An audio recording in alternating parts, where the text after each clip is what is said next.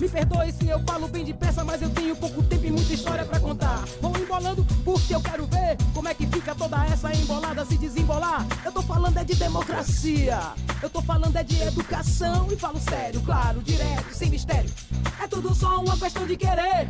Quem sabe sabe, quem não sabe tem direito de saber. A máquina de fazer dois pode ser máquina de inclusão, pode ser máquina mais democrática, pode ser máquina de educação. Olá, começa agora o Máquina de Democracia, seu programa de jornalismo da TV Anísio Teixeira, Secretaria Estadual da Educação. Hoje nós vamos falar sobre sistema de avaliação. Confira os destaques. A comunidade do Colégio Estadual Presidente Costa e Silva fala sobre a tão temida prova. Veja na reportagem as estratégias de avaliação utilizadas pelo professor para verificar a aprendizagem do estudante da rede pública. No quadro Acontecendo, você vai conhecer uma cidade diferente dentro de Camaçari.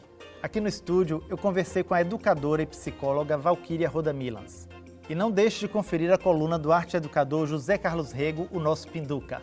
A máquina de fazer dois pode ser máquina de inclusão, pode ser máquina mais democrática, pode ser máquina de educação. O Fala Comunidade Escolar foi até a Cidade Baixa, em Salvador. Visitou o Colégio Estadual Presidente Costa e Silva e perguntou: a prova é a melhor forma de avaliar os estudantes?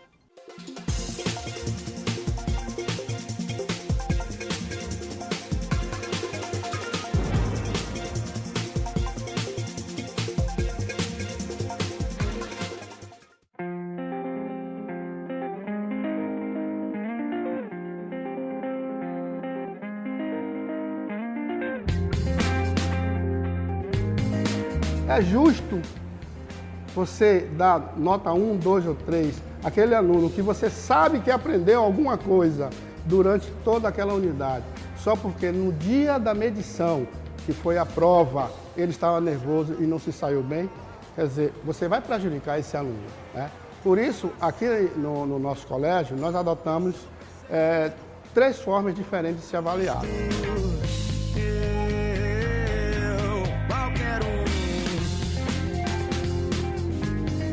A prova é uma das formas de se avaliar, né? Inclusive aqui na escola, o peso da prova é apenas de 4 pontos. Nós fazemos atividades orais, atividades em grupo, atividades extra-classe. Agora mesmo estamos com um projeto aqui maravilhoso, os alunos estão super envolvidos, que é uma peça de teatro envolvendo várias matérias. Então, a prova é só um instrumento.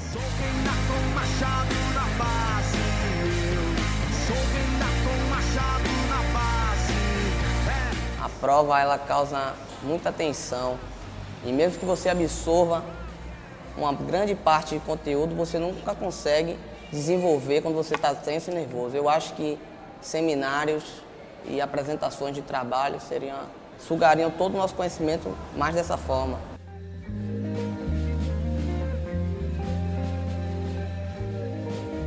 A prova não é a melhor forma de avaliar o aluno, porque diante de tantos acontecimentos emocionais de um aluno naquele momento, dificulta realmente ele colocar tudo que ele aprendeu. Então, por isso que não é a melhor forma.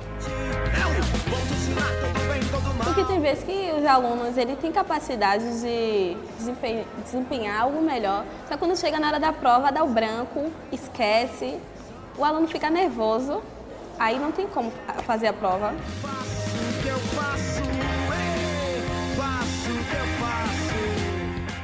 Prova, projeto, pesquisa, avaliação processual, trabalho em grupo. Conheça as diferentes formas de avaliar o aluno na reportagem da professora e jornalista Joalva Moraes.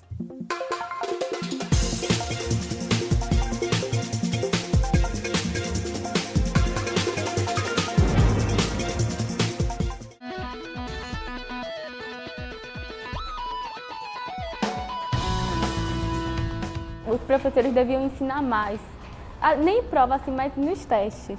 Porque às vezes ele bota teste em cima de prova. Assim, aí fica... Eu acho que fica muito puxado para os alunos. Aí às vezes passa assim, debate, esses negócios. Tem às vezes que é bom em algumas matérias, mas tem outras que não, que o professor assim, tem professor que nem explica. E prova em teste os alunos podem pescar. Assim, aí devia ter mais debate, trabalho individual.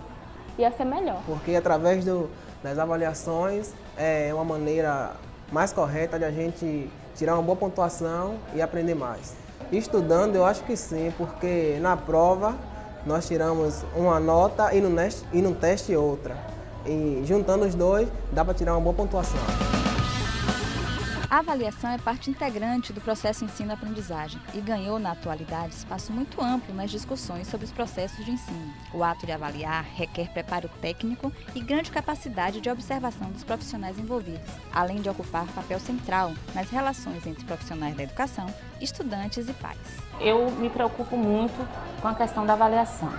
Nós temos a prova tradicional aqui na escola, né? Foi uma coisa que foi decidida entre professor, direção, gestão escolar, mas tem uma parte que nós temos como professores toda a liberdade de fazer um trabalho com eles. No meu caso, eu prefiro muito usar a própria sala de aula para estar avaliando o aluno, né? Você tem a questão da assiduidade, do comportamento e uma questão muito importante que eu acho em todo o processo de avaliação, que é o caderno do aluno. Como professora, eu me preocupo também em avaliar o caderno. Fora as atividades também que nós fazemos com os conteúdos. Pode ser um mini teste. Como professora de inglês, eu posso usar a questão da oralidade também, posso aplicar um teste oral com eles. Nós trabalhamos com música também. Então, essa parte processual, na minha visão, tem que ser uma coisa mesmo dentro da sala de aula. Jamais a prova, né, propriamente dita, ela não avalia o aluno, porque você tem o aluno ele tem várias facetas, né, e inteligências também. Então você cobrar só que o aluno ele estude em casa, decore algumas coisas e venha aplicar uma prova, eu acho que não é muito sensato não. E as outras habilidades, né? Como é que fica? O aluno na sala de aula, o comportamento dele, o que ele mostra de interesse no que você está fazendo com ele é tão importante quanto a prova também. É importante que a escola reflita sobre a substituição da avaliação de resultado pela avaliação de processo. Essa forma de avaliar contempla o qualitativo, descobrindo a essência e a totalidade do processo educacional. A Lei de Diretrizes e Bases, o artigo 24 dela, coloca que o cuidado da escola com a avaliação dos estudantes deva abranger os seguintes aspectos, que a avaliação deva ser cumulativa, que deva ser processual e que os resultados durante o processo, quer dizer, durante tudo que o professor avalia durante o ano, seja mais importante do que o final. Aquela coisa que a gente diz que é a avaliação de final de ano, né? A avaliação de final de processo, que essa não deve ser mais importante do que a do processo inteiro. Isso é o que a Lei de Diretrizes e Bases aponta para toda e qualquer organização escolar no Brasil. O segundo ponto é como é que isso ocorre no Brasil e, evidentemente, que na Bahia, diante dessa recomendação da Lei de Diretrizes e Bases. Tem uma cultura, eu diria que é uma cultura nacional, de que as avaliações de final preponderam sobre as de processo, isso é da cultura brasileira da avaliação, e que tem muita implicação com um fenômeno que no universo pedagógico se raciocina assim, né? A escola se dá aula, os alunos aprendem, se avalia e leva-se evidentemente à promoção. Olha, eu não tenho nenhuma dúvida, eu tenho absoluta convicção de que o tratamento visto sob essa ótica tem levado a um fenômeno muito grave, que é o fenômeno da seletividade social. Quer dizer, a quantidade de alunos que são reprovados e que repetem de ano no Brasil é muito grande. No estado da Bahia é uma questão assim que as estatísticas convivem no meio das estatísticas nacionais. Nós vamos passear agora em um espaço que fica em Camaçari e é voltado para a difusão do conhecimento. A arte educadora Viviane Paraguaçu leva você até a Cidade do Saber.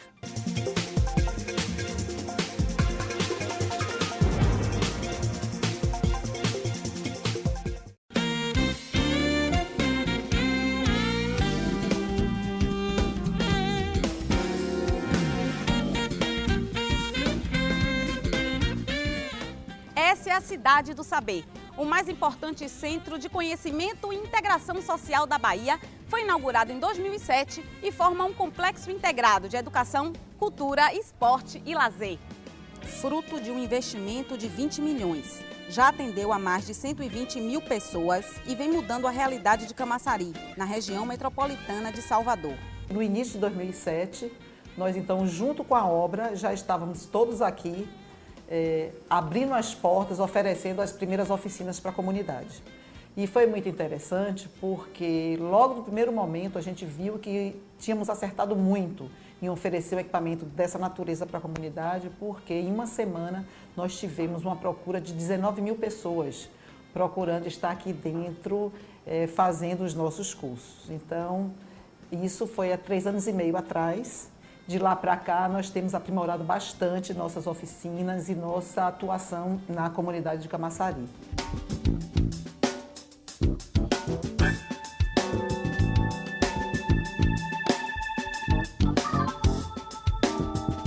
A Cidade do Saber é um programa social administrado pelo Instituto Professor Raimundo Pinheiro, uma entidade não governamental, habilitada como organização social pelo município de Camaçari. Tem a Prefeitura Municipal como mantenedora através das Secretarias de Cultura e Esporte e mantém parceria com instituições públicas e privadas, nacionais e internacionais e com a comunidade local. Sua missão é garantir o acesso a bens culturais, esportivos e educacionais, garantindo assim a construção da cidadania. Na Cidade do Saber, as modernas instalações físicas, aliadas a uma metodologia inclusiva, permitem um atendimento diário e gratuito a mais de 5 mil crianças, jovens, adultos e idosos, contribuindo para elevar a qualidade de vida dessas pessoas, além de inseri-los em atividades geradoras de emprego e renda. Ocupa uma área de 22 mil metros quadrados. Neste espaço estão dispostos equipamentos como piscina semiolímpica, quadra poliesportiva, prédio de capacitação e prédio de educação.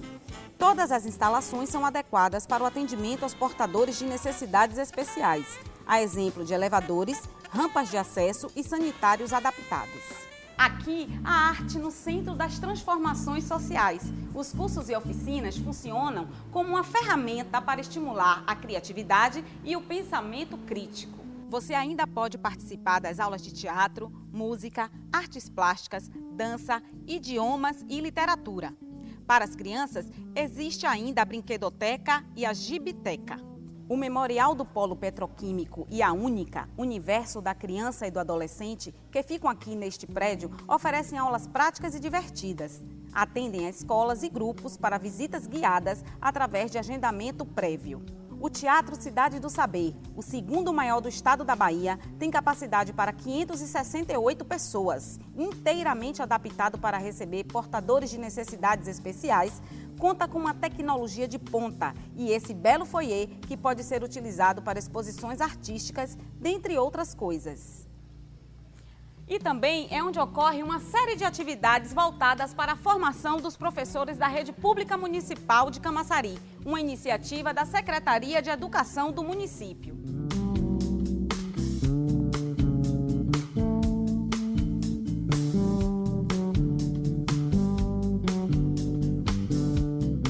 O Complexo Integrado Cidade do Saber é o que está acontecendo. No próximo bloco, não perca a coluna rotativa com o arte educador Pinduca. É um instante só, aguarde. Máquina de fazer dois, pode ser máquina de inclusão, pode ser máquina mais democrática, pode ser máquina de educação. Pode ser máquina de inclusão, pode ser máquina mais democrática, pode ser máquina de educação. Estamos de volta com Máquina de Democracia. E para continuar a falar sobre sistema de avaliação, vamos ver um bate-papo que aconteceu aqui no estúdio com a psicóloga e educadora Valquíria Rodamilans. Como vai, professora? Como vai, Eugênio? Tudo bem? Tudo bom. Por que o processo do classificatório, das provas classificatórias, não devem ser supervalorizados? Veja bem, Eugênio, nós não podemos ser avaliados por um único momento, né? E a classificação termina provocando esse tipo de situação, né? Nós podemos mostrar o que sabemos em uma série de situações, né? E às vezes a criança ou o adulto está no momento onde ele não está conseguindo expressar e é avaliado e classificado como incompetente ou não tendo aquela habilidade por um único momento, né? É preciso que pensarmos de uma maneira mais complexa, mais abrangente. E como é que o professor pode trabalhar numa dinâmica interativa? Olha, para que a gente possa construir sentidos e ampliar conhecimentos, é preciso que a gente troque saberes, né? Ou com a cultura, um livro, outras pessoas, né? É dessa forma que a gente vai construindo novos sentidos. Então é preciso que o professor organize a sala de aula, considerando que esses alunos podem trabalhar em dupla, em trio, em grupos maiores, ou seja, não depende do professor apenas a possibilidade de ensinar essa troca de saberes. O processo de avaliação deve levar em consideração os contextos sociopolíticos dos alunos, inclusive as suas questões individuais? Com certeza, né? Assim, nós somos diferentes, nós temos histórias diferentes, as pessoas vêm de regiões diferentes, né? Então é preciso que se considere essa riqueza e que possa inicialmente ter um diagnóstico de como essas pessoas pensam, o que elas sabem, para que se possa então estruturar um trabalho considerando essas diferenças, né? E como é que isso funciona numa sala de aula onde há tantas crianças, tantos estudantes de camadas diferentes? Bom, penso que isso está associado a uma concepção de ensino e aprendizagem, porque se você tem uma concepção onde você acha que o que você ensina, da forma que você ensina, vai ser aprendido pelo outro da mesma forma, vai ser difícil você considerar essa diversidade. Se, no entanto, você entende que nessa relação dialética com o outro e com o saber, cada um constrói os sentidos que são possíveis dentro da sua história, dentro do que ele tem de história e da sua formação, da sua bagagem cultural, então essa diversidade será considerada. Qual deve ser a função da avaliação na prática pedagógica? Bom, eu acho que a função da avaliação deve ser inclusiva, né? Para que possa dar subsídio ao professor, para que ele possa estabelecer com esse aluno um percurso e uma meta a ser alcançada de aprendizagem, né? Então, a gente analisa o que está acontecendo, o que tem, o que sabe, o que é preciso desenvolver, cria um programa em torno disso, um percurso, e ele divide com esse aluno a responsabilidade desse percurso e ele pode alcançar esse percurso na medida em que se estabelece, né, essa relação de inclusão e não de exclusão e de classificação. Professora, como é que ocorre a avaliação através de projetos interdisciplinares? Bom, inicialmente você precisa dividir com os alunos as expectativas que você tem em relação a cada disciplina, né, em relação àquele trabalho que você tem, o percurso de pesquisa que vocês vão realizar e as metas alcançadas. Então, na medida que isso é compartilhado, o aluno também constrói e sabe onde ele precisa, o que ele precisa desenvolver, né? E você vai avaliando, então, em cada área, o saber construído em relação àquele projeto de trabalho, né? Que resultado vocês têm alcançado? Os alunos reagem bem? Ah, sim, sim. Inclusive, eu acho que há várias formas da gente construir essa avaliação. Portfólios é uma maneira muito interessante, né? Porque você vai desenvolvendo uma história, o registro dessa história de cada momento do projeto, e isso vai sendo compartilhado socialmente, né, com todos, e enriquecido, inclusive, porque dá oportunidade para que outras turmas vejam, para que outros professores possam participar também, contribuir, né? Professora, a recuperação paralela é uma boa maneira de evitar o fracasso escolar? Eugênio, eu acredito que sim, porque se na vida, quando a gente tem um problema, a gente precisa resolver no momento, né? A gente vai construindo percursos para resolver aquela situação. Então, se o aluno não está desenvolvendo a aprendizagem que se espera, e naquele momento é ofertado a ele as melhores condições, né? Mais oportunidades para que ele possa desenvolver, né? Então, com certeza, potencialmente ele poderá aprender, né, melhor. Não há garantias, porque a relação ensino-aprendizagem não é uma relação de garantias, mas se potencializa, digamos assim, né? Muito obrigado pela sua participação aqui no Máquina de Democracia. Pois não, prazer. Prazer foi nosso. Você acha que é possível extrair poesia da matemática? Milô Fernandes prova que sim. Conheça essa história na coluna rotativa do Arte Educador Pinduca.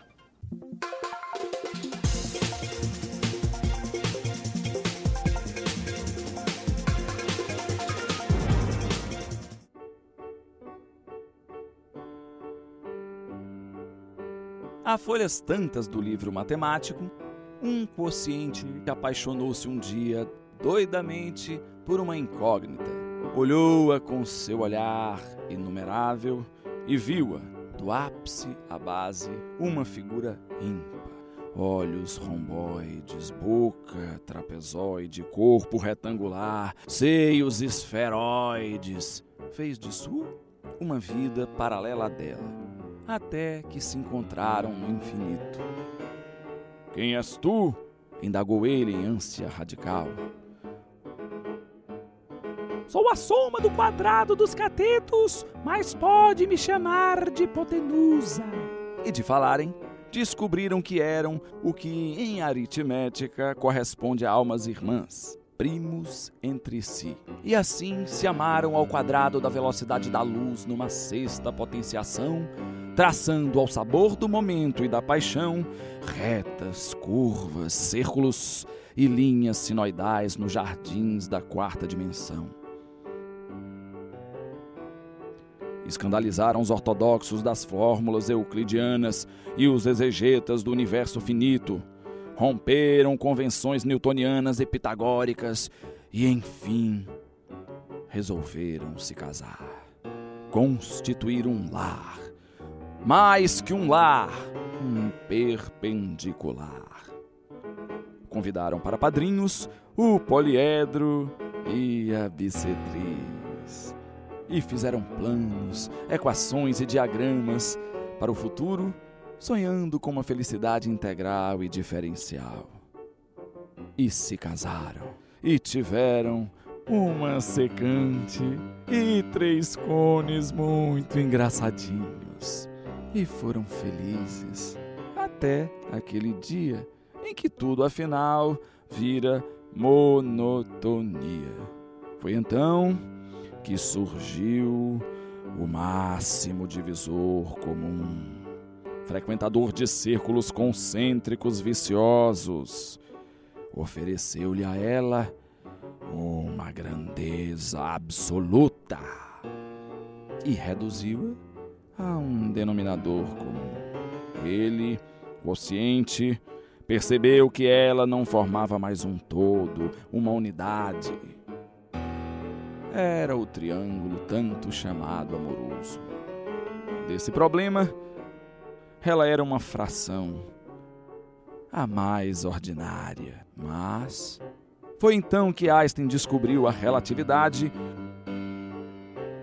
e tudo o que era espúrio passou a ser moralidade. Como, aliás, em qualquer sociedade. O nosso programa já está terminando, mas você já sabe, aqui sempre vamos tratar de assuntos do interesse da escola pública baiana. TV Anísio Teixeira, televisão mais educação. Até a próxima.